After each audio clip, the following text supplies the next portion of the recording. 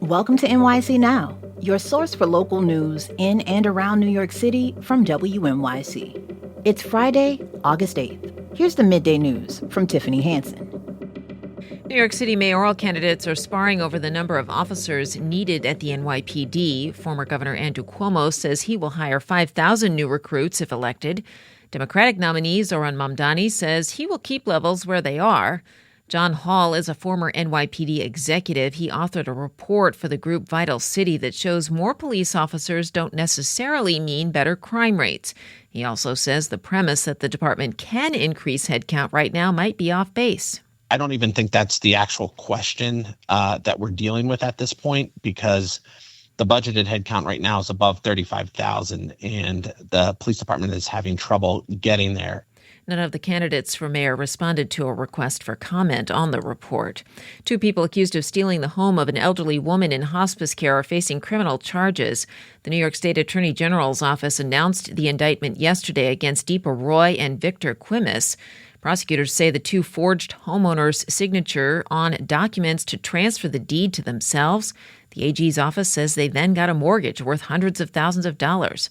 Roy and Quimis face charges under a new state law to crack down on deed theft.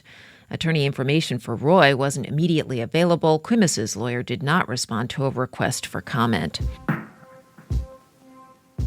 Otherwise, here this afternoon, we're looking for a sunny sky, just beautiful with a high near 81 degrees. Tonight, clear with a low around 64. Looking ahead to your weekend, sunshine both Saturday and Sunday. Sunday's high inching up closer to 90 degrees. Stick around. There's more to come. I'm Sean Carlson for WNYC. The state of New Jersey is settling with the multinational chemical company DuPont and other related firms to clean up so-called forever chemicals at 4 sites across the Garden State. New Jersey officials say the more than $2 billion settlement is the largest of its kind reached by a single state. Joining us now to talk about all of it is Dr. Julie Herbstman, a professor of environmental health science at Columbia University and the director of Columbia Center for Children's Environmental Health. So, Doctor, before we get into the meat of the settlement, can we just talk about forever chemicals, also known as PFAS, and what they are and why they're harmful? So PFAS, they're a really large and pretty diverse class of chemicals. There's more than 10,000 of them. And they're pretty unique in the sense that they can be used in lots of products, and they have pretty useful chemical properties that make them so useful. And so you can find them in things like firefighting foam or in pans that you use to cook. And people have heard of things like Teflon, or in clothing like Scotchgard, Gore-Tex, food containers, microwave popcorn bags, can kind of go on and on. And the reason that they're used in all of these different kinds of things is because they've got this really unique property that makes it so that they repel water and also repel oil. Why are they harmful then? They're harmful because the thing that makes them so useful is also not really found in nature and doesn't really break down. And because of that, the human body doesn't really know what to do with it.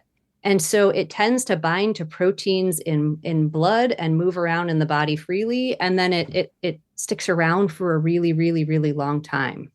If folks are listening to this and are like, oh my God, how do I know? What should they be looking for on labels to know if these products do have these chemicals in them?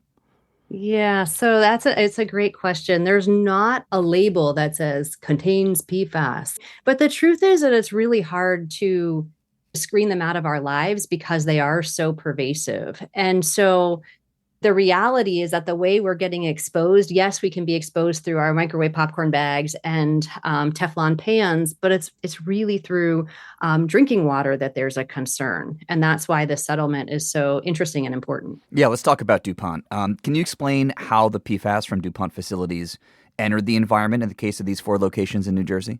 So I don't know specifically in terms of these locations or these, but in the sense of making things that contain PFAS and making things that have these kind of properties, when you manufacture the products, some of it ends up in the effluent or can end up leaching out of the manufacturing processes and ending up in waterways. So we call PFAS forever chemicals. Is there a way to remove them from the environment? Yeah, so there are pretty effective ways to do that. There's a whole bunch of ways that you can filter, particularly water, to remove PFAS from water. There are things like granulated activated charcoal filters, reverse osmosis. All of these things can or are pretty effective. They also can be a bit expensive. Do you know, Doctor, how much of the population has these chemicals in our bodies? I'm sorry to say that we all do. Every person is exposed to some amount of PFAS. And they're even hard to test for, truthfully, because they're in the background of everything. So getting your person to zero is not really a goal. What we should be that's achievable anyway. What we're trying to do is prevent additional exposure, and particularly in drinking water. That's super important, and it's doable, right? There are these ways to filter out drinking water to make it so that public water supplies don't have PFAS in them. Well, that all said, how much exposure does a person need to have with PFAS for it to be a problem, to be a hazard to our health?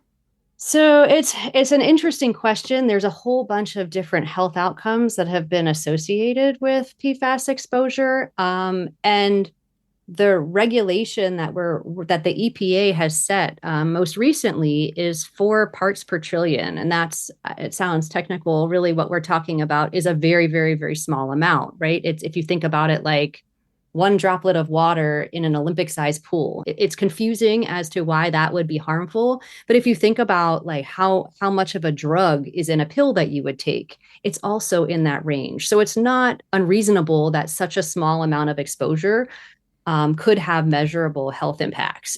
Is this something that having a Brita filter for your drinking water will help filter out? Standard Britas don't remove PFAS from water. There's an elite Brita that's marketed to remove specific types of PFAS, and I think it can work. But when it's been tested, it sort of depends on the filter's age and how much PFAS you're trying to remove to begin with. So unless you're very, very diligent using this elite type of Brita, a standard Brita is not going to do the job. Well, that was Dr. Julie Herbstman, a professor of environmental health sciences at Columbia University. Doctor, thanks so much for joining us. Yeah, very happy to be here. Thank you. In a statement, DuPont and related companies said the settlement will resolve all contamination claims related to the company's current and former operating sites in the state of New Jersey.